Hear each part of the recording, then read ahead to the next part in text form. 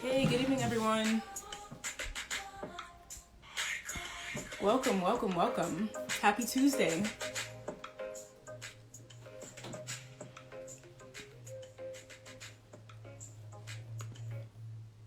I'm turning that off because the copyright's gonna get me.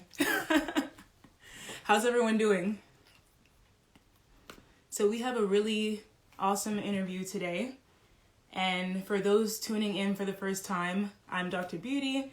I just started this interview series last September, and we've been having a lot of people coming on talking about their personal testimonies, what they've accomplished in their communities and for themselves, and it's been super inspiring.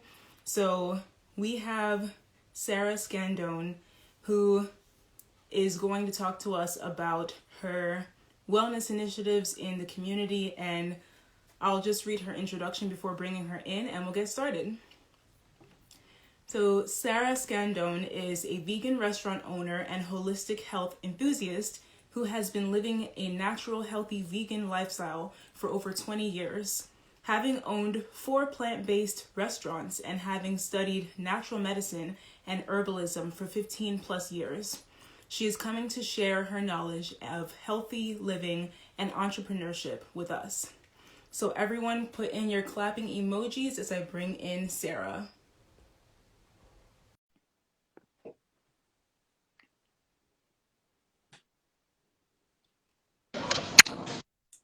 Good evening, Sarah. Hi, sis. How are you? Good, how are you? Great. I'm great. Great. So it's good to have you. I know we've been waiting for this interview for some time, but I'm so happy to have you here. Yeah, thanks a lot for having me on. And sorry, I'm traveling, so I'm kind of on the move. So I figured I'd stop in a Whole Foods and be able to do the live here. Oh, no problem. I appreciate your time so much. So how are you doing in this new year so far? Good. Everything's wonderful. I actually just got out of Philly a little bit in the cold, so I'm actually enjoying that. So feeling Nice. about that. But it's been a beautiful start to the year for sure. Yeah, we got a lot of snow, so anywhere but here is pretty nice right now. Yeah. So I usually start these off with a little icebreaker. So my question for you is, if you could travel, all expenses paid, to one location, where would it be and why?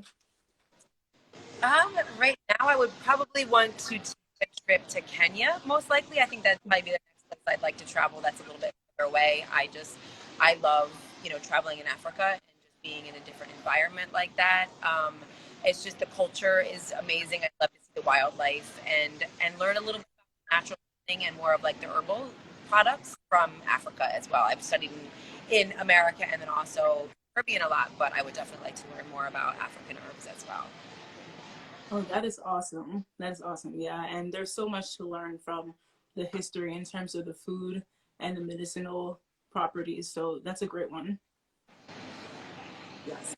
So for those of you who don't know, Sarah is the owner of a really amazing vegan restaurant here in Philadelphia, and she's owned previous restaurants before. So could you just tell us a little bit about your background in the culinary arts? Sure. So I've been cooking forever. It seems like I've just, always, it's been something part of my life. Growing up, I was also raised very healthy. My parents both, taught me how to cook. My father was an amazing cook, and my mother taught me how to bake. So that's kind of a nice balance of both for the restaurants as well, too.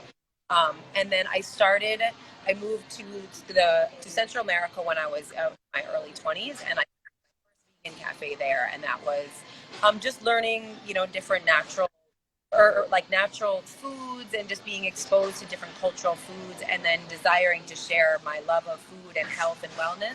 I decided to open plant-based restaurants. So that's where I started with it, and again had been cooking for myself because I've been vegan for so long. And back then, I mean, now it's a lot easier now to be vegan. And, sorry, somebody just said it's cutting out. Are other people not seeing it? So clear? Are you guys clear? You can hear me? Yeah, it was cutting out a little bit, but I'm hearing you now. Okay, hopefully it's good now. But yeah, back then it was really difficult being vegan and plant-based. There was not as many options as that we have now, So you had to be really creative. I had to get real creative with the foods that I wanted to try because I was also in communities where there wasn't a lot of people when I was with my family or in certain areas. You have to make your own vegan food because it was not in cities where there was a lot of options back then. So that's when I started cooking for myself and then expanding and opening restaurants. And in Belize, I opened one restaurant there and then continued to when I moved and was in different areas. I opened another restaurant in Philadelphia. I'm sure many people in Philly know it's Hibiscus. It's in West Philadelphia, and that was a restaurant I owned. It's still open. I don't own it anymore. A friend of mine owns that. And then I moved to Jamaica and opened one there as well called Lavinia. And it's just a passion of mine, cooking delicious, amazing, wonderful food, and also being able to provide food for people that are, really trying to embark on this journey of eating healthier and, just having healthier options. And we make it pretty easy for vegans, so trying to really expand on that and really just open up more spaces for people to enjoy food. Right. That's excellent. And I know that you had talked about growing up, your parents always embraced that healthy lifestyle, but what made you in your life decide to transition to being completely vegan? As I got older, I was exposed to more knowledge about it, and it's been like 22 years now. So sometimes I'm like, hey, what is it that made me specifically switch?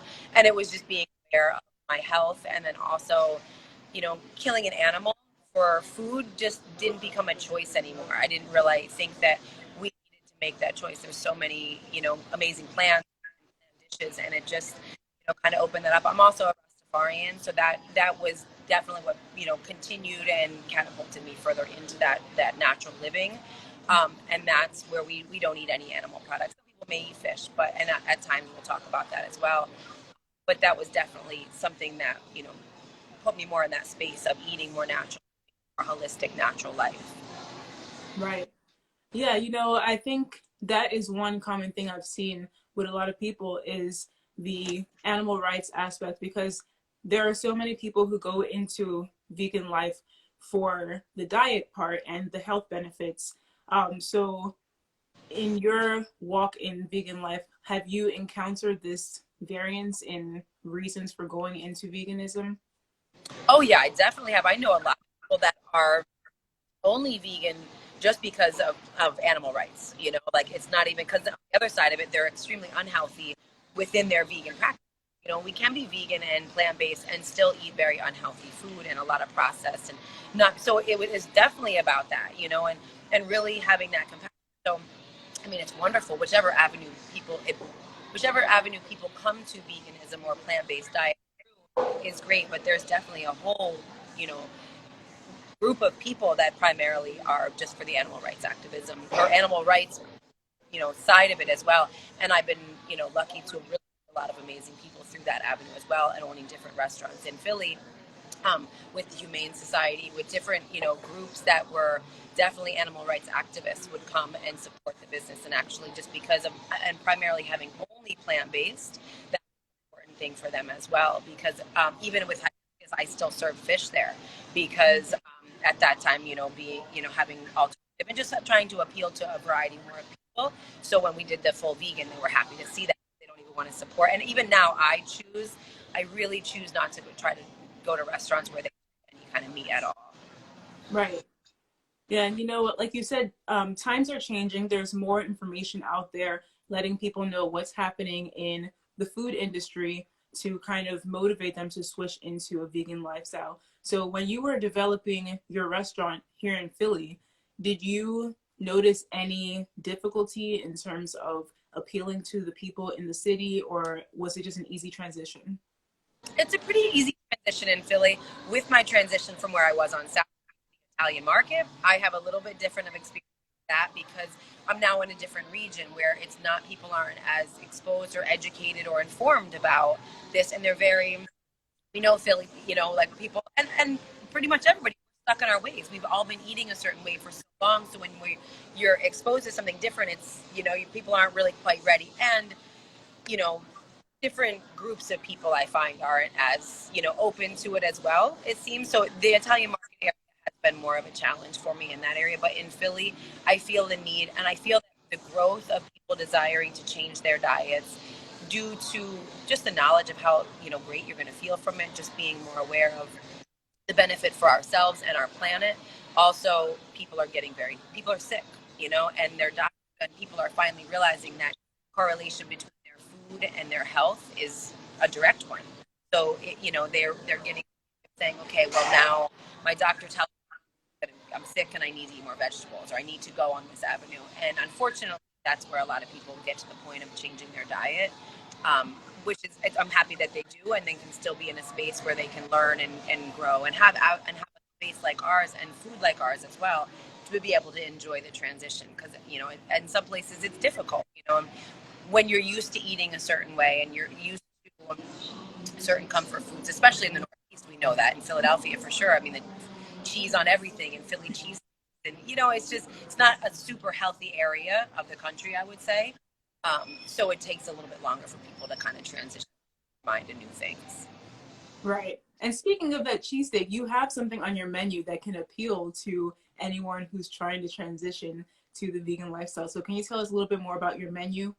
Yeah, that definitely, I find that really helps. A lot of people say that, like, we make it easy to be plant-based because of having things like, we call it the Philly John. So, and that's the Philly cheesesteak. And that is made just of, all sauteed onions and peppers, and then like a veggie steak. So that's a high protein plant, or like a plant-based substitute for protein. So that would be the wheat gluten or seitan. And then a lot more with the mushrooms. I try not to use even a lot of seitan at all, because those are very highly processed foods. So that's something I really try to integrate into the menu and really offer as well. A lot more whole food items, even though it's comfort food and it's the transition types of food, it still has a healthier side, so it's not as processed. So we use a mushroom for our fried chicken sandwich, and we also have a chicken cheesesteak that's extremely popular as well. So a lot of people that are find it very easy to enjoy that too.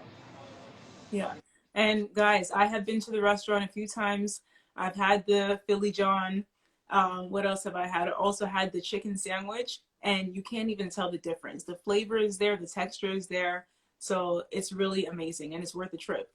Yeah, it's amazing. I've had people call in, actually, they're like, wait, I want to make sure this is not real meat, because I haven't eaten meat in 20 years. So, and then meat eaters, same thing. They're like, wait, she's lying. Like, this has got to still be meat. So I'm glad it can be, so similar, so people can make that transition. Because we also have, on the other side of it, we have completely raw food or alkaline food that, is all full of vegetables and whole grains and things like that. So if you don't want that meat substitute style stuff, we have that avenue as well. So we want to be able to have a little bit of both for everyone. Right. And speaking of the alkaline, I know a while back you guys had a challenge, like a 7-day challenge or so, just appealing to people who wanted to be on alkaline for a few days, or even just on sea moss. So can you talk about the natural products that you offer and how you appeal to those pure, raw, alkaline people? Right, absolutely. I primarily am alkaline. I eat primarily alkaline food, and right now it's spreading really fast in the restaurant, actually, because people see the meal that I put up every day, and they now order it, and they want it every day, and it's really delicious. But it does provide just a full alkaline diet. Because again, people come to me. I work with people one-on-one when they have certain ailments that they're trying to remove from their body. So an alkaline diet is that, and people are pretty familiar with that. An alkaline diet is foods that are basically God-made food, and they have a pH level above 7, 6.57, and you want to keep your food alkaline. So that's all original, non-processed, healthy foods. So we want to keep it. We have a variety of course. We do the sea moss. I did a full sea moss and alkaline diet for 7 days, and sea moss will definitely alkalize your body. It'll alkalize your blood, so that's a great way to start the alkalization process, and just to be able to have more of an alkaline diet. Basic things like lime water is something that can alkalize your body. So we have the sea moss in stock. We have a lot of like herb products as well too, because we do like burdock and dandelion and nettles tea. Those kind of things are alkaline herbs as well. So you want to be intaking those just to increase our mineral content, increase our iron levels as well. Really here in America through the foods, through the lack of the nutrients in our soils, that different kind of stuff. So it's great to be adding those different herbs that have those nutrients in there. So we have that as well. And then the food, we have like quinoa, basic grains that would be considered an alkaline food. But squash, a lot of mushrooms. I'm huge into mushrooms. It's my favorite food, and you'll see it all over our menu along with chickpeas. So that's something, any kind of chickpea product that we have an alkaline thing as well. So when people are trying to transition and have that more alkaline diet, we at least have a few varieties, a few different things for them to try there as well. And it's really delicious. A lot of people think that's hard, or it's like you have to compromise so much. And it's like, I look at it like I eat like this and I don't miss anything else. I don't feel like it's a compromise. And that's another thing too, with the vegan food and with the plant-based food, the other stuff. A lot of people feel like they're giving up stuff they've loved for so long. So when we can provide these things and say, hey, you can still have a chicken cheesesteak and still, feel like you're enjoying the food that you've had so much. So the alkaline thing is great as well because it tastes delicious too. Yeah. I think that's a great point that you brought up, because when people think about either vegetarianism or veganism, they think about salads and eating just carrots and, just like a very bland diet. But you found a way to make it appeal to so many people and make them feel that they have a complete diet, that they're not missing out on anything. And the flavor's there too. Great. Yeah. I'm glad people enjoy it so much, for sure. Yeah. And so for those who are not too familiar with sea moss, because I actually picked up a bottle, or had one delivered last week to me, and I use it with my smoothies. I put it in teas sometimes. But for those who have no idea what it is, can you talk to them about what nutrients it provides and the health benefits that it can provide?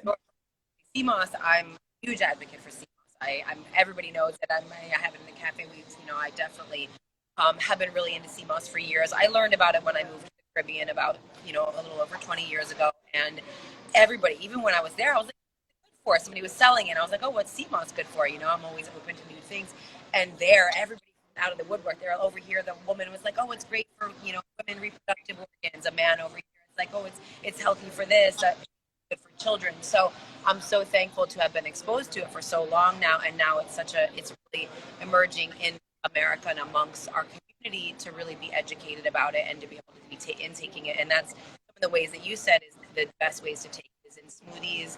Sea moss tea is one of my favorite ways to have it as well. Sea moss tea with ginger, cinnamon, stuff like that. And it's just, sea moss is a plant, a sea vegetable basically, and it's harvested. We get it from the Caribbean. I get mine from Jamaica and, different parts of the world.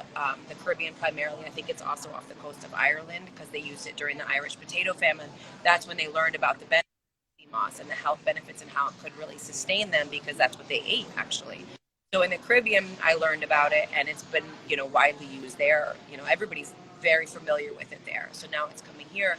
So it's this plant from the sea that primarily is used as a nutritional supplement, and it helps to add minerals and nutrients to your body. They say that it carries around 98 essential 102 minerals in our bodies. So minerals, we don't really look at that. We always think about vitamins, but we have to really see minerals are huge. It's very important. They are in every function of the body utilizes them. So it's very important to remineralize your body. Things like iron, it's very high in iron. It's very important for us to be getting different different minerals, and iron is one that's really important, but also the many more that it carries as well. I think that's one of the main points that sea moss is good for, but also it alkalizes the body. Again, we talk about rising the pH level of the body, and then it also removes mucus from the body. And we learn and we know that mucus is one of the most detrimental things to our bodies. It creates inflammation, harbors disease. So it's really important that we take and have things that will flush out our system of mucus, and sea moss is one of the best things for that. So, across the board, pretty much everybody should be taking sea moss. People, obviously, there's a few people that have hypothyroidism, or if you're on blood thinners, but other than that, because it helps repair connective tissue in the body, it's very beneficial. Again, inflammation, it helps any type of gastrointestinal issues, very good for joints, ligaments, tendons, anything like that, repair, again, connective tissue. So it's great for your skin. You can actually do skin, like face masks. I've actually done face masks. You can feel it. It gets real taut. It's real nice. It feels really good when you do a face mask. I'm sure you enjoy doing those as well too, with skincare and stuff like that. So overall, I've had a great results from a lot of different people. Some people with acid reflux, they said it's the only thing that ever repaired their acid reflux problems. Because it'll help really repair and heal basically how when you have acid reflux, it really deteriorates your esophagus, that lining, stomach lining, really repairs that as well. So overall, it's just really beneficial for everybody to be intaking this to really boost the alkalinity, primarily because then that helps the body be strong on a cellular level. When you make those cells impermeable, then they're more powerful. They can't be attacked by disease. Right. Awesome. Huge into it, like you said, the teas, the smoothies. Some people, I know a lot of men that take it by the spoonful because they're not going to cook. But any way you can get it in your body is definitely a good way to take it. Yes, everything you mentioned, I have read up on as well in terms of the iron content, the iodine that's good for the thyroid, helps regulate your metabolism, and the bone marrow, it helps support the bone marrow. So, I mean, there's so many added benefits. And the skin as well, like you said, I've used it as face mask before. And I mean, it just feels like as smooth as a baby afterwards. Yeah. So. Sometimes I overnight, or even I've talked to different people even putting it on and it's a body mask, because our skin is our largest organ, right? So if you put anything we're putting on our skin is going directly to our blood. So anytime you go through anything, or even when you're just doing self-care, and you're doing massage and exfoliation, dry skin brushing, that kind of stuff, and then do a sea moss mask afterwards, it just really feels amazing. And again, you're still absorbing it, so it's good for you that way as well. Right. And one thing that I've heard that's a concern to people is sea moss farms, where people are growing it at their home, like in bathtubs or just really sketchy conditions. So how can people ensure that they're getting their sea moss for a valid source? Right. And I even see some of the larger companies actually still even grow it in the sea in the farms, because they're trying to regulate in how it's grown. And I mean, you definitely want to get sources that are coming from the Caribbean. I mean, that's definitely, even herbs, I try to get my herbs from there too, just because the sun is different. Obviously it's not in the soil, but that's why I get the herbs there, because the mineral content, the land is richer. It's kind of like the water, the whole situation there is. I really like that. Anywhere from the Caribbean, I mean, definitely looking at the quality product that you're getting. I mean, finding good quality sources. And it's interesting because I have to go back and forth with this and try to understand a little bit better as well, because I've been in the Caribbean, and there's times that I've gone to my fishermen to go get sea moss, and they won't even go get it because the sea is so dirty. They'll say the sea it's polluted at this time, or it's purging. They don't want to get the sea moss because they don't feel like the quality is as good. And we know our oceans are extremely polluted at this point. So I go back and forth with trying to see what's going to be the future of sea moss. How are we going to look and make sure that our sea moss does not have all this pollution in it, because it's growing in that. So sometimes I look at it and say, maybe if they do control it, but it's still a natural form, maybe in the future we're going to have to look to farm raised sea moss, just unfortunately, but thinking about how polluted our seas are. Yeah, I was thinking about that too, because no resource lasts forever, really. And sorry, I don't mean to cut you there. They actually stopped the exportation of it, and now you have to get permits from Jamaica now. They just started that as well. Exactly good point that you're making there, for sure. That's true. And actually, I think last year when the pandemic started, that's even what sparked the rise in these farms, because the exportation was so limited from abroad. Absolutely. They can't go and get it. And they're starting, and then certain regions, like the people that I've gone to, they're saying it's getting scarce, for sure. Because so many people, and it's wonderful. We want everybody to be taking, of course, but it's definitely done. And that's with wild crafting, with any being respectful of the environment. We really make sure we're not over exploiting it and taking too much, because it has to be able to regrow naturally as well. Right. Yeah. And we don't want to have any industries being exploited because of the growing interest in it. So that's something that we have to look at as well. Just making sure, like you said, that it can keep growing and keep being in supply naturally, at least. Great point. Yeah. And I saw some people in the comments asking about the dry form, because it is sold in the gel form. But for those who need to order in the dry form, how can they prepare it at home? So preparing sea moss, it is a process. That's why a lot of people get it in the gel form. I'm sure you're like, yes, I do that as well. You take it, you want to wash off. I rinse it through a colander first. I take and wash off any type of debris that's on there. Some of them have a little bit more sand or shells or whatever. Make sure you wash that off. I like to try to make sure I get it very clean. The first time I secondly, I'll be more cautious. Oh no, charge I have on here. Sorry. Um, More cautious to then use alkaline spring water when you start the soaking process. So the first time you want to soak it, just overnight start, because it's very dry. You'll notice when you get sea moss, it's very dry. Even the softer one, it's still dry. It'll expand a whole lot. So you need to soak it in a cold water for like 10 hours. Just overnight. Put it in overnight, even for the morning. Wash that water off. You'll notice that it smells like sea. It definitely smells like the seawater. So you want to rinse that and wash that a few times, or wash that one time, and then the next time put the spring water on it again and use a key lime to start to break down and emulsify. It'll start to expand and yeah, you have a charger. Yeah. It'll start to like expand a little bit, and that's when it starts to release, and you'll see it growing a little bit. So you want to have enough water in there so it can grow into all the water and really expand in that. And then you're still going to take that water off again when you smell it, and you can smell the seeds still. When you want to just, so it's pretty much a three process. First time, soak it. The morning, put the lime on it, rinse that off again, and hopefully this next time you soak it in the water, and then you put the sea moss or the lime in there, and then let that expand for, again, each time you soak, about 2 hours. The first initial. Hopefully that kind of didn't get. So soak it overnight, lime water in the morning, soak for 2 hours, rinse that off, spring water and lime again, and then you can blend that time. I blend it because I like to have it raw. I used to cook it when I learned about it in the Caribbean. I think probably just because we didn't have a lot of the keys. You have it. Sorry, she's going to get the charger for me. Because we didn't have blenders when I first learned about it in the Caribbean. It's not as popular as the way I cooked it. But then when I started thinking about it, like anything that we heat to a certain degree or temperature, it will kill a lot of the nutrients. So I started to try to do it more raw, where I would just with the soaking process, and the cleaning process was a lot more. But I wanted to have it raw for the raw food that I'm making, or raw cakes. I put it in a lot of raw pies, stuff like that. So we just blend it. So I just, after the soaking and cleaning, I'll put 3/4 of it full in a blender, and then fill the blender up with water, the same spring water and lime, and just blend it until it's a thick gel. And sometimes it can be thicker than others, some where it's gel and you can't pour.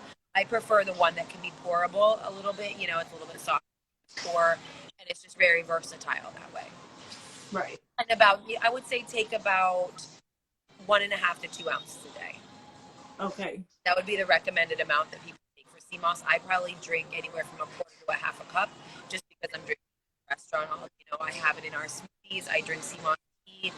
It's in my salad dressings. I make it in salad dressing. Just put it in things like that as well.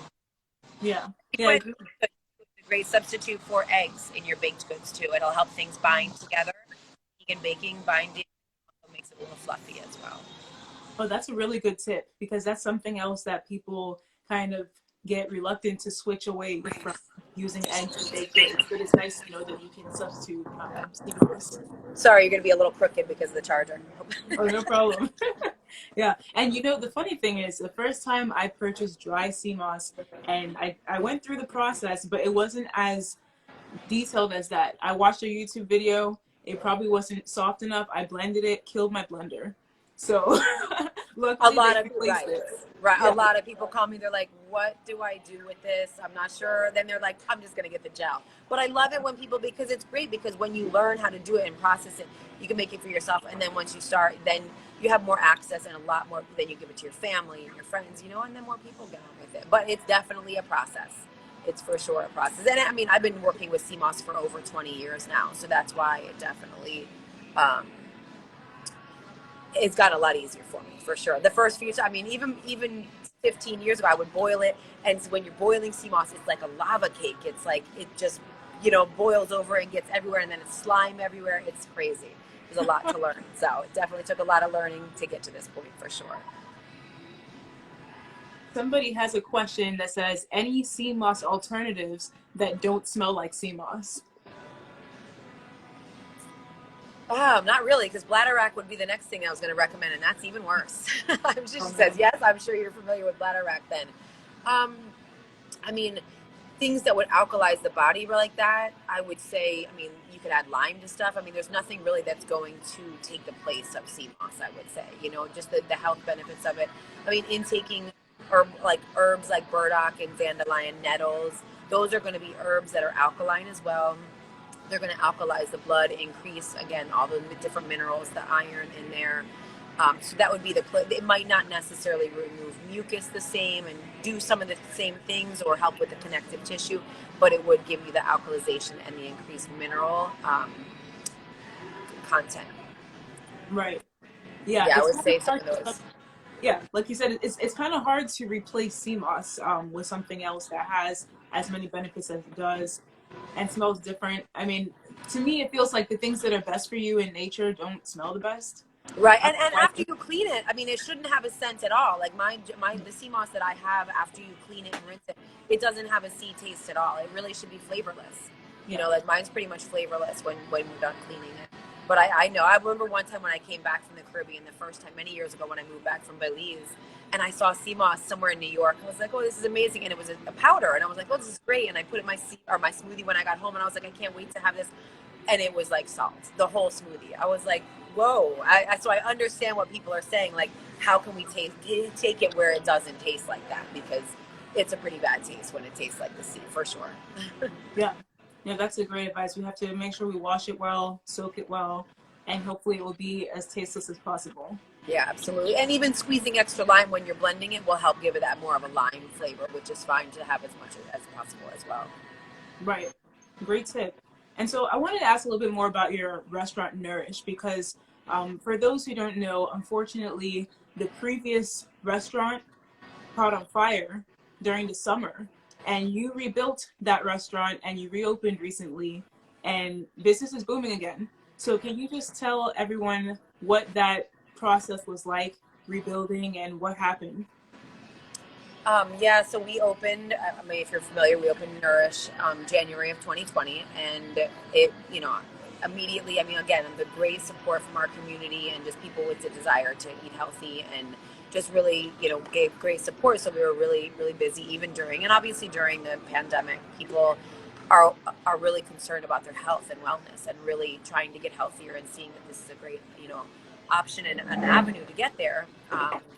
So we became really popular. And then unfortunately in September there was a fire and it destroyed the restaurant. And it was an accident. It wasn't a kitchen fire. It was something completely random, and just have to look at it as, things happen for reasons, I guess. I'm not quite sure what that one is still. It's still sometimes hard to even believe it even happened. It was, so quickly when we were open there. And what happened, so we just move on immediately. It was more about wanting to be right there with for our customers again and being able to reopen right away. So as soon as it happened, we just said, okay, what are we going to do now? Where are we going to look? We just started looking immediately for another location, because it was more about being able to reopen for the employees in there and for my customers.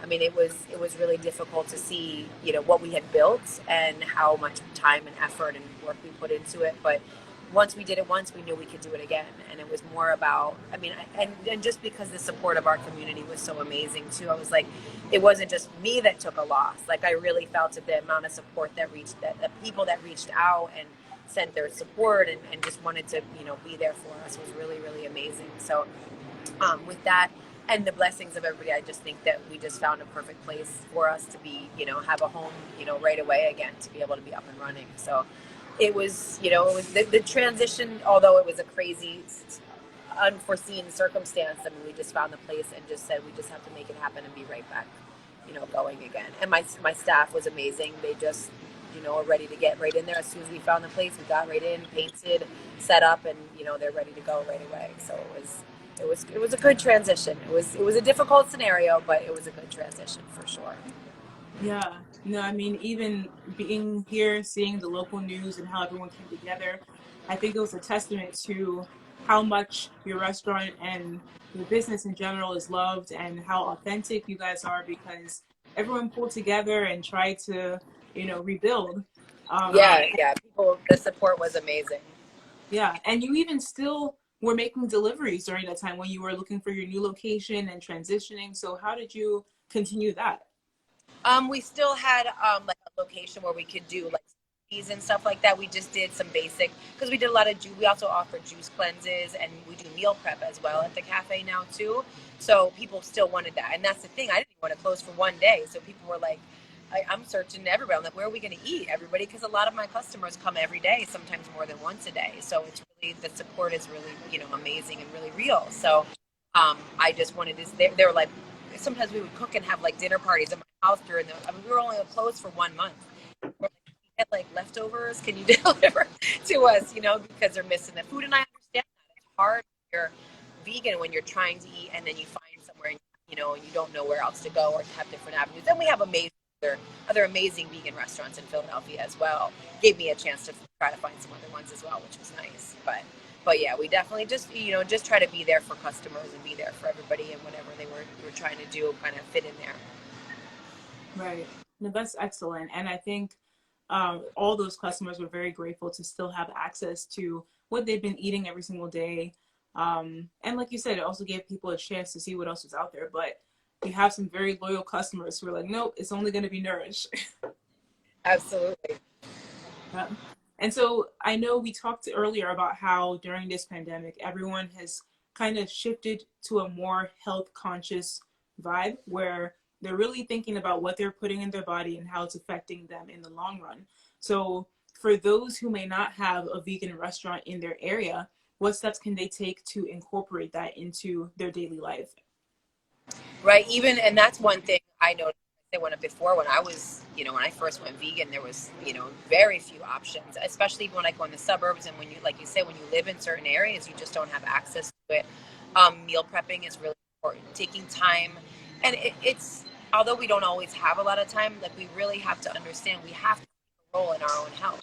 We have to sometimes say, okay, we're going to set aside time. Now we learn and we see all these different memes. If you don't take time for it now, illness will take time for us later. So we have to really take a role in our own health and really make an effort. But really, it's also eat more whole grains, fruits, and vegetables. Even if you don't go fully plant-based and you're still eating some things, try to have a couple days a week where you eat more plant-based, whole grain meals. Having whole grain foods, plant-based, and if you have to have fish or chicken or something like that, do that. But even cooking, meal prepping, having different things, and one thing when they're trying to make the transition is start by adding things first before you start taking away things. Find some things that you like. Say, okay, even if it's just trying to get healthier, start by adding fruit in the morning. Start by adding certain little snacks that are going to say, okay, this is a healthier option. I'm going to add this. And then you'll start to realize you're not as hungry for those other unhealthy things. You're satisfied by what you're having, and then you'll start to crave like those things too. And you'll start to say, okay, there are alternatives. Try something new. There's amazing vegan cheeses. There's amazing, if you need to still have these, burgers and whatever it may be, there's so many different options. I mean, at Whole Foods, there's a Whole Foods, so many places now. But again, and even, there's in Walmarts, in small little grocery stores, sometimes they are a little bit more expensive for these processed plant-based options. But really just get back to the basics of eating healthy whole grain food. Everywhere we have produce markets, we have, a produce department, and just get creative with that and start to enjoy our whole vegetables again. Because like I mentioned in the beginning, we can be vegan, unhealthy because we're relying too much on those processed foods. Again, that's why I like to have in the cafe, we have a whole section that's like home cooked food.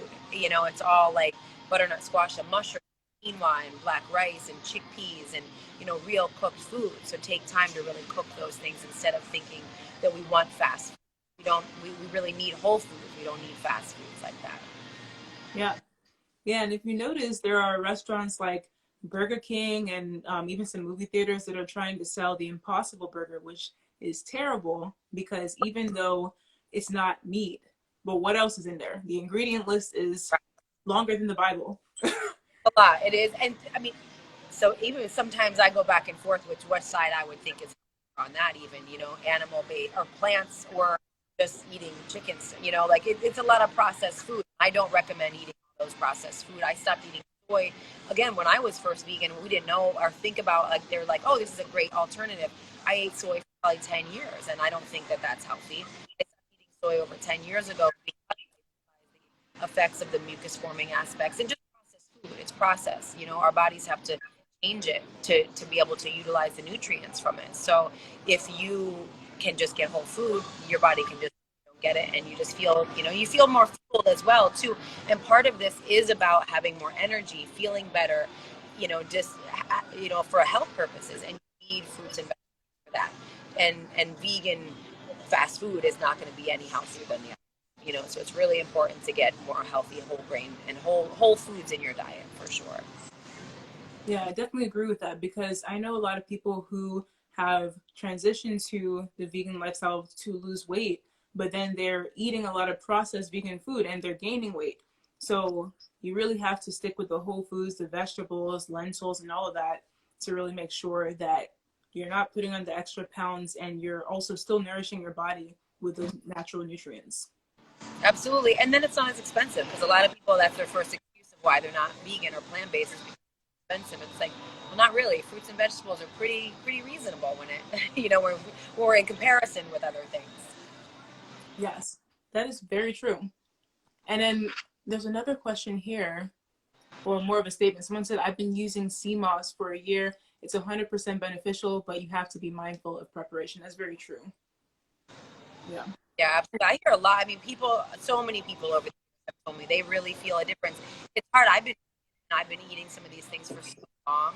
I don't notice the difference or how I feel, but I mean, if I eat unhealthy, then I'll notice how I feel. Like, I'm like, wait, this is not normal. I'm really, really like energetic and great all the time. Like, it must be from all this great food and all the sea moss and all the healthy things. But yeah, I'm sure that, because if the preparation's not done, they're not going to take it. You're not going to eat it, because it's not going to be something that's sustainable. That's even with that's why I say add things first, because you want it to be sustainable. You don't want to be suffering through the transition and forcing yourself to do something. This should be something that you're enjoying to do as well. Yeah, that's true, because eating should be fun. It should be nutritious, but also fun. And you shouldn't feel like you're punishing yourself. I like what you said earlier about not taking things away first, but seeing what you can add on a daily basis or even a couple days a week. And there's somebody who said they're trying to figure out how to stop losing weight. I know you have to be very mindful of your caloric intake as well, no matter what. Stop losing weight? She's losing too much?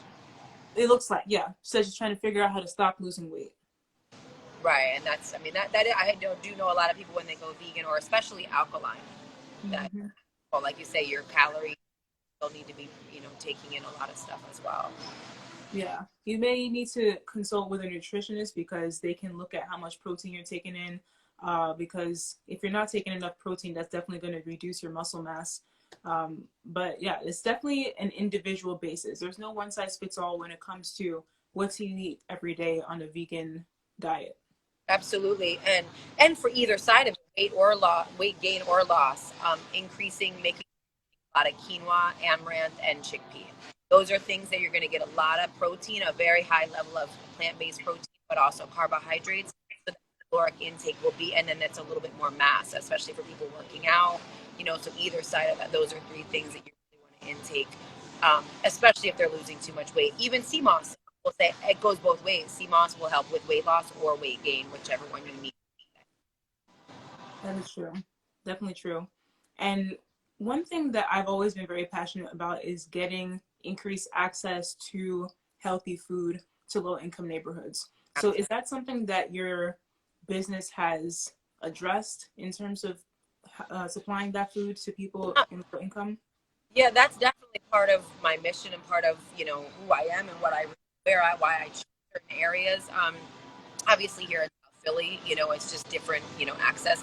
It's just now having information for people that have not had that. But that's initially, I remember when I opened my first restaurant in West Philadelphia, it wasn't what West Philadelphia is now. It was definitely a community that was not so busy in such a high traffic area.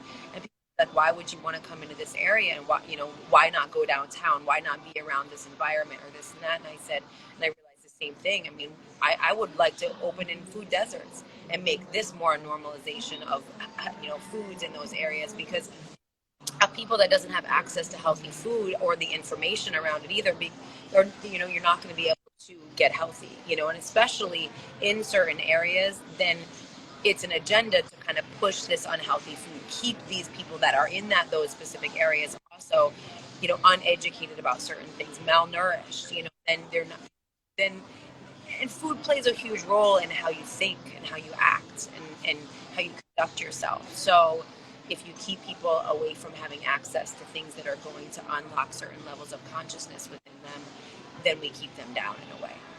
So it's something that I definitely feel it's really important, and it was a big thing of mine, especially in other countries too, opening and providing that food too, but here in Philadelphia as well. Yeah. Yeah, knowledge is definitely power when it comes to this, because a lot of people just don't know the effect that food has on their body. And besides Nourish and the restaurants that you've had, you also have some other businesses that are spreading wellness. So can you tell us a little bit more about that? Yeah, I also have a product line because I've studied, other than food, I also studied natural medicine and herbs for many years now, and I'm very passionate about that side of holistic health as well. And I have a product line called The Remedy, and that is a whole different blend of herbal teas and also natural skin products. And I'll expand it to doing some different products internal, as well, medicinal products internally other than teas. But right now I of different teas I have some for men, for women, for cleansing, for relaxation, immunity, just different things like that, just to overall introduce healthy herbs to people in different forms. And I get a lot of herbs. I still, from studying and being in the Caribbean, I brought a lot of different herbs back from the Caribbean and Jamaica. So I blend the Jamaican herbs, North American. I even use a lot of Asian herbs as well, or Chinese herbs in that as well too. Yeah, I really like that aspect of health and medicine as well, because that's what we started with before we have this huge pharmaceutical industry, was just what was in nature. So I like letting people know that they have access to that too. Yeah, absolutely. And it's interesting when you look at the pharmaceutical industry, a lot of the products and, even painkillers, they are derived from plant-based sources. They're studying plants to make their products to be able to alleviate the different symptoms. So it's definitely very important to be, and within all wellness and holistic health, we want to be integrating all of it. You can be taking certain things, but not the fullness of it. So herbs and nutrition really go hand in hand, I think. Yeah. And do you think that there's any ideal age for people to start using these herbs, or is it something that people can start from childhood? Absolutely. I mean, you could start. I think, obviously, pregnant women should be having sea moss and certain herbs and certain things that are beneficial for their growing child. So children can start having these, different herbs at a very young age as well. Certain ones, obviously, there are some. Not everything. I don't recommend. Just don't take anything. You have to make sure there are certain things that are beneficial. But everybody should be taking, a variety and change it up. You don't want to be having the same herbs all the time, because we need different nutrients. Food, the different colors of food. We need the different things that different foods have for us, just like herbs as well. Right. Yeah, and I like that you mentioned that it's going to vary by cases as well. And everyone, of course, look at talking to your doctor about that, because we have different nutrient needs, and you may need some herbs more than others. Absolutely. And you may have a deficiency that may need supplement with other medication in addition to the herbs. So it really varies by person. But just at least having the information out there and knowing what can be used for what is really important too. Yeah, definitely. It's really great that there's so much more information, especially on the internet. There's so many amazing people to follow and be inspired by, and to get information now. They're just really giving a lot of great knowledge for us to have. So, and just to educate ourselves and care for ourselves. Again, back to self-care, we have to be taking a role in our own health at this point. And we see it. What's going on in our world? Our health is our wealth right now. Our health is the greatest concern for everyone. Yet we're forgetting that by taking care of ourselves, we can actually give ourselves more of a fighting chance to fight off what's going on in our environment. That's very true. That is extremely true. And if you were to tell someone, all right, this is your starter pack for what to take every day in terms of minerals, nutrients, food, what would you say in terms of boosting their immunity that they should take? Their immunity, I would definitely say you want to definitely start with the sea moss. Everybody should be taking sea moss. I think black seed oil is a really important thing for cleansing and killing bacteria, all sorts of things, everything pretty much. Taking Elderberry, of course, right now for immunity is something that's really important. So the black seed oil, the elderberry, sea moss, and zinc is something for immune system that would be really important for us to be having in our diet now. And then eating healthy food, starting your morning out with fresh fruit, really making sure you're eliminating the waste from our body, eating more fruit in the morning, natural herbal teas. Having burdock root is one that I definitely think you should be having. Um, and you could get that in any kind of blend. Getting herbal is a good thing because they blend them great. So many different things in them. Anything with like burdock or dandelion root would be a good one. Yeah. Yeah, I've heard about those. I haven't tried the burdock or the dandelion before, but I have started the sea moss and the zinc. And I've also heard a lot about the elderberry too, but yeah, that's becoming very, very popular, and it's really important because it stops the viruses from bonding to our cells. So it really kind of protects the cell. So that right now what's happening is we really want to make sure that viruses can't attack our cells. And that's why elderberry is such a really important thing to be taking right now. Okay, and is it in liquid form or how do you take it? It is in liquid form. There's a lot of syrups out there. They have a lot of elderberry syrups, but you can get it in tincture form or an herbal tea, but definitely the best way to take it. And it's everywhere now. It's very popular. We have tons of it. We have 3 different varieties right now at Nourish, but again, online, there's a variety of different ones that you can get. Health food stores, I definitely would recommend looking. If you don't have access to Nourish, definitely on and going to different health food stores. Right. Another thing I've heard about is ginger, turmeric. A lot of those roots are really great for blending, putting in teas, and even just vapor. Oh yeah. Even chopping them up, I put it in like an agave. I don't eat honey, but I put it in like the agave to pull it out because the volatile oils are very antibacterial. And with the ginger is, it's great for a variety of different. It definitely fights off. And those are foods. That's again, we're using our food as our medicine. We're taking and just having these things that and these are going to help boost our bodies and be able to fight bacteria and infection in the body. Right. Yeah. Definitely. And these things are very much available in many stores. But for those who would want to get it specifically from you, can they buy it online and order for delivery? How can that work for them? Absolutely. You could obviously come to Nourish, and that's Nourish Philly if they don't have, they're following us on the Wellness Warrior here, but it's Nourish Philly on all social media handles. You can order it on there. And then any of the bio on any of my pages in the bio that can get to my page, and we'll have different products, all the herbs, blends that I make for the remedy, the sea moss, and for elderberry, I guess we'd have to. I don't have the elderberry. I have it myself, so you could inbox me and request us to ship that off, or maybe I'll just put it on the Etsy page.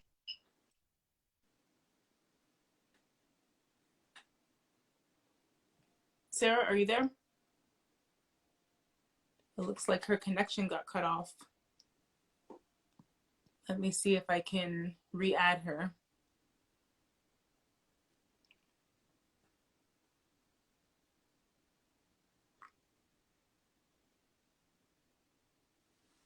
All right, we're gonna add her back in. But for those just coming in, we are talking about the health benefits of food, using it as medicine. Let's see if we can add Sarah back. All right, I'm gonna send her a request again. I think where she is, she's in the middle of traveling, so her connection's a little bit breaking up.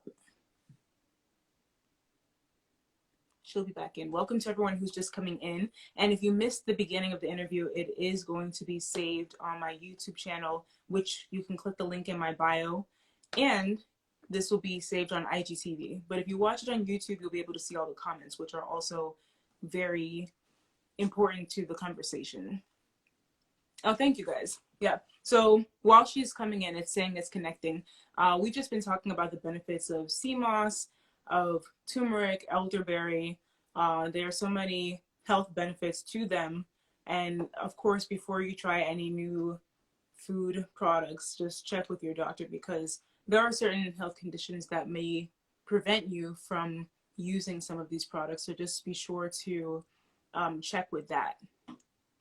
So we're just waiting for her to come in. I think she's in the middle of traveling, so that's why she lost connection. Let me send her a request one more time. And yes, also, if you look at her page _ the wellness warrior, you can get access to the link that she was talking about to the store for buying the sea moss online and other nutrients. If you're in the Philly area, you can visit her restaurant. Oh, are you joining from another page, Sarah? Let me see. Okay, let's see. I think she's gonna go on from another page. But yeah, okay. I saw this request, but I wasn't sure if it was you. Right. Sorry about that. Now.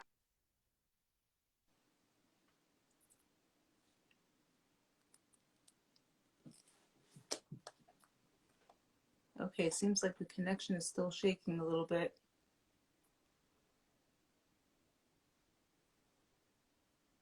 Can you hear me, Sarah? Let me try re-adding her.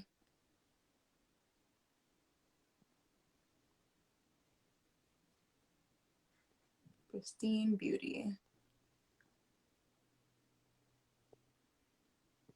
All right, let's try again. Yeah, I'm not sure exactly where she's at, but we're having a snowstorm here in the East Coast, so that's why the connection's been coming in and out. But yeah, if you are in the Philly area or if you're going to be traveling here anytime soon, definitely stop by her restaurant, Nourish Philly. They have an amazing menu, especially if you're trying to transition to the vegan lifestyle. They have a vegan Philly cheesesteak. Like, where do they do that at? And it's amazing. I've had it myself. They also have comfort food like mac and cheese and fried chicken that's all vegan. It's amazing. It's TNT. Yes, so we were talking about with turmeric, it has a lot of anti-inflammatory pro- uh, properties. So it decreases the inflammation, the mucus in the body, and mucus is a huge contributor to a lot of illnesses. So that's pretty much what it does. All right, okay, cool. She sent another request.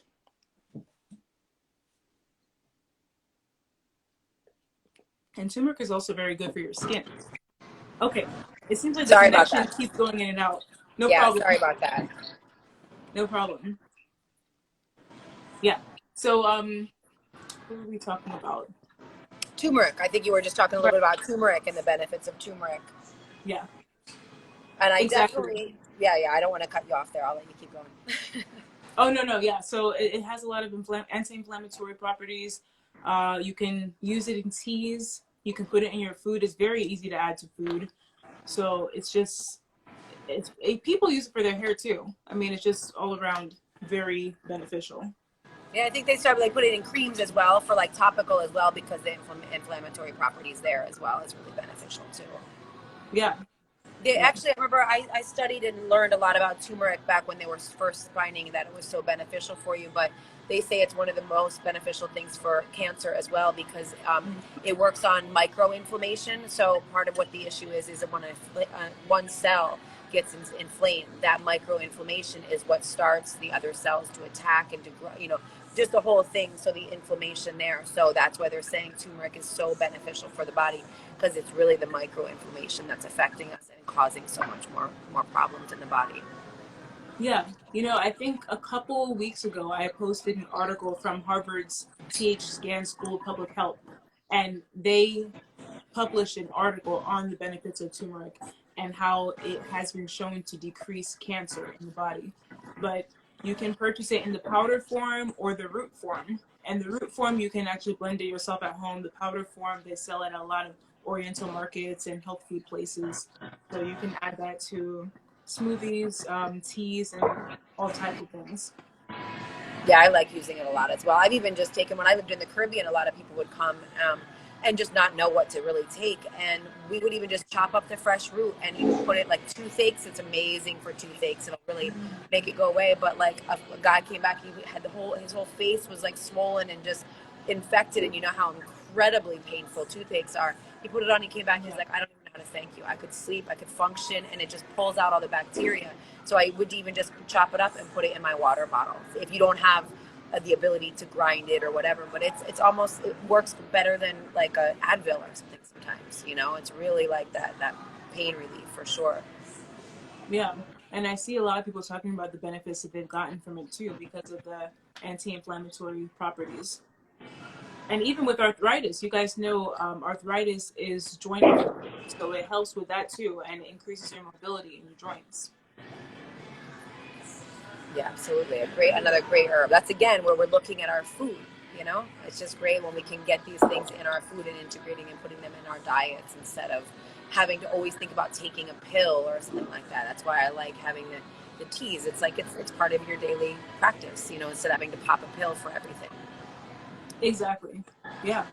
And one thing that I really like about your restaurant and the business in terms of what you sell is you're selling things that people can use every day in teas, in smoothies, topically on the body. So, can you tell us a little bit more about those things that you sell and how the demand has changed now that we're in this pandemic? Oh, I mean, I definitely the products because we have a variety. We have a whole market of products that from a lot of local vendors as well, and it's amazing. I mean, people are also more aware that what we're putting on our skin is also, again, like I mentioned before, our skin's our largest organ, so people are more informed about the importance of having natural products instead of having the chemicals in our products as well. You know, so there's some products that have the sea moss in them, sea moss skincare. So it's really healing on the skin for people that have any type of eczema, psoriasis, you know, a variety of that kind of stuff too. You know, the internal products, I have a whole product line, Herbal Heaven, that a gentleman here in Philadelphia makes as well. And that's a whole product of, yes, sea moss and elderberry capsules and, you know, elderberry liquid and just single herbs, a whole variety of different stuff that we have in there. Some amazing women have some like skincare products. So a lot of body butters, the shea butter for really emulsifying the skin and really healing the skin.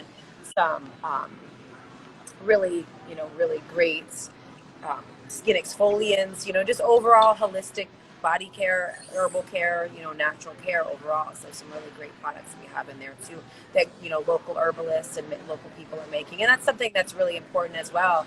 I was just reasoning with my sister that I'm traveling with and business partner, talking about how important it is and how I really, really want to be more conscious about being conscious about consumerism, you know, and what we're consuming and who we're purchasing it from and what products we're buying, not only because of what the product is, but also who we're supporting and what that does for our world and our community of people as well too. So really saying, okay, this is the quality of product I want, but I want to make sure I'm getting who I'm getting it from as well too.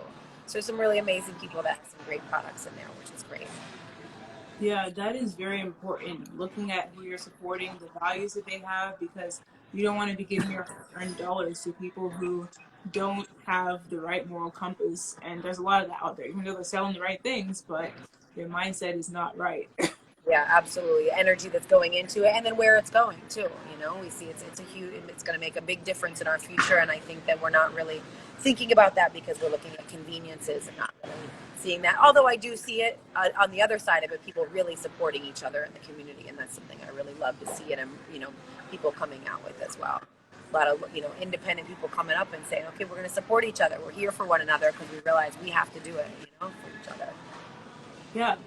And even when you talk about the soaps and the lotions, there's a lot of people who are just realizing that just as important as eating is concerned, you know, all natural, also what you put on your body. Like you said, this is the largest organ we have.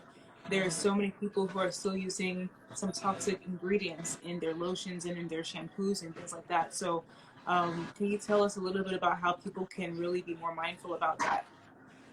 Yeah, I mean, definitely looking at, and it's hard because there's also this greenwashing that they have going on now too, where, you know, every Johnson and Johnson now has, or every regular brand, I don't know that many of them, so I don't even know which one's the name, but they are putting, all natural, organic, you know, natural, you know, plants and things like that because they know it's the fad, it's what's popular and what people are being more aware of. So you really have to make sure that you're reading ingredients. And on skincare, just like in on the food that we're eating, make sure you can pronounce it. You know, that's a big issue. If you can't pronounce what you're intaking or putting on your body, you shouldn't be having it.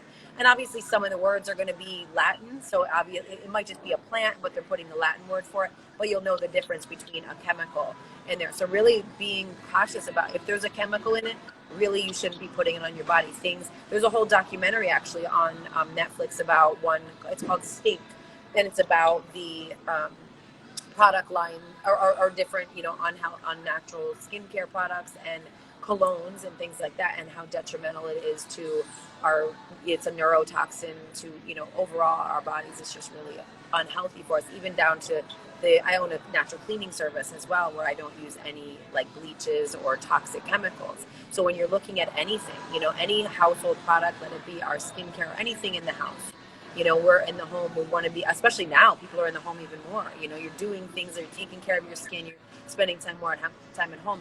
Make sure that you can see that they're all natural products. And it's coming from, again, like you were saying before, a reputable company that you know that it's not just, oh, let me jump on this bandwagon because people want healthy things. No, this is a company that practices these positive things. You know, it practices these things, and it cares about what we're doing with the environment, you know, and looking and seeing what the products are that you're putting on your skin. Definitely look for non-toxic for sure. Right. And What was the name including of? deodorant. Oh yeah, yeah. That's another one. That's Yeah, another one. deodorant's a huge one. That's very, very important, especially, I mean, men and women, but especially in women. Yeah, yeah. Avoid the ones that have aluminum because that's being linked to breast cancer now. Mm-hmm. Yeah, they And what did a was the, study. I remember seeing this about 20 years, or like maybe like 15 years ago, that they actually did a study. Women that they actually in their left breast would have more cases of breast cancer because we're using our right hand, so we're putting on more. And then they started to link the two, saying, wait, this is coming from this, you know, even though it's a small amount. Everyone's like, oh, it's a small amount. We store those things in our cells, and then it mutates our cell. and that makes sense too. What was the name of the Netflix documentary that you mentioned? So I'll pin it in the comments. It's called Stink. Think. Stink. Okay. Yeah, because I'll Yeah, definitely there's watch some it. really great ones on Netflix. I mean, obviously, there's so many different health ones. I mean, What the Health, all the different, you know, different ones that really educate people on what you can take and have different, why you want to transition your diet, you know, some different things. Another great one is The Game Changers. I'm sure many people have seen that. That's a really great, it really expresses and really shows how scientifically how your body functions better on a plant-based diet. It's really great. Yeah, yeah, because when you cut out all that saturated fat from animal products, you're decreasing the blockage of your arteries. You're decreasing the risk of hypertension, diabetes. I mean, there's just so many benefits all around. Absolutely. And then from the moral standpoint of not harming animals, that's also something that's very Yeah, important. that's huge. It's like I didn't think about it at first. I mean, of course, that's one of the reasons, but now I look at it, I'm like, it's hard for me to wrap my mind around thinking about having an animal as an option for food. You know, when we have so many, you know, options otherwise. You know, it's a kind of a weird thing for me to wrap my mind around. Right. So it's very important. And glad that we can, you know, share it, and more people are starting to be more aware of it as well. Exactly. Yeah. I mean, I think everyone here has just really been soaking in the wealth of knowledge that you provided with regard to how many other alternatives they have, because that's something that people might be reluctant about is I'm going to be missing my chicken, my eggs, and all that. And then you find out that there's so many plant-based alternatives that taste pretty similar and are better Absolutely. for you. Yeah. And it's not, they're looking at their chicken and their eggs. The other side of it is it's different than from even when we were young and we grew up. I mean, food, even if you're eating those things, it's not just chicken and eggs anymore. Now it's hormones and chemicals and growth hormone, you know, all these different things Right. that a lot more chemically based food when it's, you know, it's looking at it, it's not really even food anymore. You know, and there's so, I mean, chicken, it doesn't even, you're eating saline, you're high blood pressure before the chicken even comes out of the package, because there's so much processed things in the animal already. Things to change the color of the animal or the dead carcass, basically, you know, to keep it looking appealing for people to be able to eat it. Yeah. And the thing is, people have to be careful too about genetically modified plants because there are those that are, mass produced right now. Right, and that's huge. I mean, that's the corn, the soy, you know, the basis of a lot of these different things as well. Too. That's why I try to encourage alkaline food. You know, getting original, looking at, you know, what original food is. You know, things that are not going to have a lot of different. That's going to be too hot. Right. Oh, somebody, okay. This was very informative and important. IG, thank you both. Truly God sent. Yeah. Honestly, I really think that this is a topic that people really needed to hear about, especially during these times. Yeah, it's great. I love informing people. Sometimes I go on and on about it, but I'm glad to be able to inform people about, different healthy alternatives and lifestyle decisions and changes that they can, just, live a healthier lifestyle. Yeah. Somebody's asking about Beyond Meat. I honestly, those Beyond Meat and what's it called? The other one, Impossible. I don't like those just because they're so processed. And there was one that had heme in it, which is supposed to give the red color of blood while you're cooking it. And I'm like, why would you want to simulate that when you're cooking? So that I don't know. It's just weird. But one when I came back. I don't know if it's going to die again. I came back in the country one time and I was in an airport and I was like, oh, people are talking about this. So I had an Impossible Burger one time since it's come out. I've eaten one. And it hurt my stomach so much. I was like, I can't really, again, but I'd also have given up soy and processed foods for a very long time. And then when living in the Caribbean, you're eating food that's directly coming from the soil, like within like a couple of days. A lot of my greens and a lot of the food would come daily. Like they would pick them from the farm and bring it right to my restaurant. So when I came back here and started eating that, I was like, wow, this is it's very different on your body for sure. Yeah. Yeah, I tried it. I didn't like it. It had that processed taste, but so there's some people asking about alternatives. I know some people use jackfruit as a meat alternative, especially like that pulled pork texture. You can use jackfruit. Maybe you could tell them a little bit more about that. Yeah, I use it in the Caribbean. I use jackfruit a lot as well. I don't love using it here just because it's in cans, and that's just me. But definitely try it. That's our only access to it, kind of. I mean, I guess you can kind of get it, but you don't want the ripe jackfruit that you can see in Asian stores. So you kind of have to get the green one if you're going to cook it like that. I use mushrooms, and I know some people don't like mushrooms because of certain medicinal aspects to it, or because it's a fungus, or this or that. I have a variety of friends that eat different foods as well, even alkaline, but they take it another step further. But pretty much, I think that that's a really great alternative, and you wouldn't even know they're mushrooms. I mean, I make crab cakes out of mushrooms. I make scallops out of mushrooms. We make fried chicken out of, like you can do so much with it, and the consistency is a really great alternative as well. And then if you're going to do a process, you're going to do some kind of processed meat, I would recommend meat gluten over soy or over an Impossible Burger, just because it yields the highest highest source of plant-based.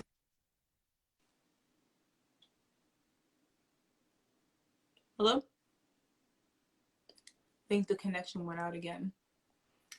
But yeah, some people are asking about Beyond Meat, and yeah, honestly, I mean, look at the ingredients. Like somebody said, just research all of them and see what potential side effects they could have, because the ingredient list is pretty long on those. And my rule of thumb is just try to stay away from processed food in general. Let me see if I can add her back in. Her connection went out.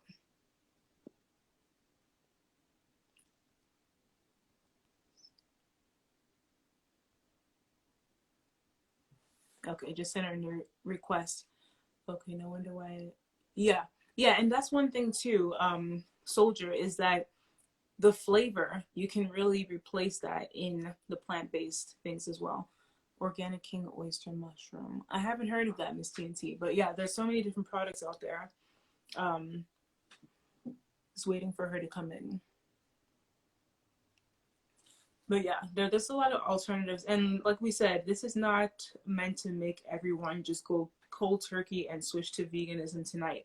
It's just, giving you a perspective of someone who has been vegan for over 20 years, which is Sarah, our guest, and the health benefits and also the reasons why she went vegan and what products are available out there for you. Because a lot of people are looking for ways to improve their health during these times, and this is one outlet that you can look at. Let's see. Sarah, okay, she just sent a request. Let's add her back in.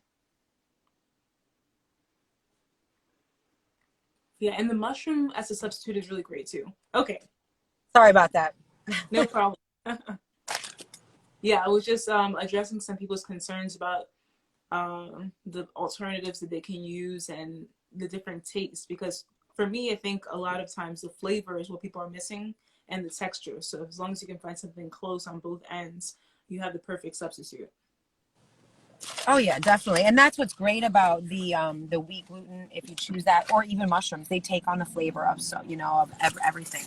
You know, king oyster mushrooms are a great one to use for that consistency too. I mean, I've made bacon with carrots before, you know, Oh, variety of different things like that. So the king oyster mushrooms are really great to use for that too. And their seasonings, I mean, you can obviously get the processed seasonings. Again, I got really used to it because living in the Caribbean, I didn't have access to a lot of these processed vegan foods. It was just whole grains. That's where I came up with plantain nuggets. I made, you know, got really creative with with plantain as with many things as possible, where it's like I make meatballs out of plantains, I make the nuggets, you know, just, you know, getting really ingenuitive with what we have, you know, do what you can with what you have, right? right. So trying to do that. But smoked paprika can give it that flavor of like the meat if you're looking for that, or the bacon style stuff like that. Yeah, I have seen some recipes for carrot bacon Mm-hmm. before. It's pretty good. I was really surprised. It was really nice actually. And those, I mean, I don't remember it now and I don't miss those things, but sometimes I'm like, oh, it's a nice flavor, you know, it's the idea of it is a nice flavor. Yeah, exactly. And I think heart of palm is a nice one to use as well if you're trying to do like a crab cake, something like that. Chickpeas, obviously, for like chickpea tuna, whatever. Yeah. Oh yeah, chickpea is really great. Yeah. So for those who are trying to establish their own restaurants, what advice would you give them? Um, get ready to work. Get ready to be, you know, dedicated to it, to, you know, just organize yourself, you know, get very, very organized within, you know, what the avenue that you're going to go with it is, and have a great team. I realize that throughout the years of different things, it's really important to have a team that really has your vision and your mission at hand too, you know, and really holds that true within themselves. You're gonna try mine? Oh. Yeah, I totally agree with that. You need a team that's 100% on board, that shares the same vision, and is ready to work, like you said. Right. It's definitely important. And really, I mean, love what you do. You definitely have to love what you do with it, you know, within any business. You know, I mean, I'm an entrepreneur in a variety of different businesses, and find something that's in alignment with what your mission and what your passion is. It's really important as well to be doing something that you love. Yeah. Because you do, when you're self-employed, you have to work a lot. Yes. So you definitely want to be doing what you're doing. But you can also hop away for a day or two. That's upside of it. Was Totally. that? But she says, but we can also jump away for a minute and do other things as well too. Exactly. Take time for yourself. That's what it is Yes. too. Definitely Recharge. take time for yourself. Yeah. Yeah. The balance is so necessary.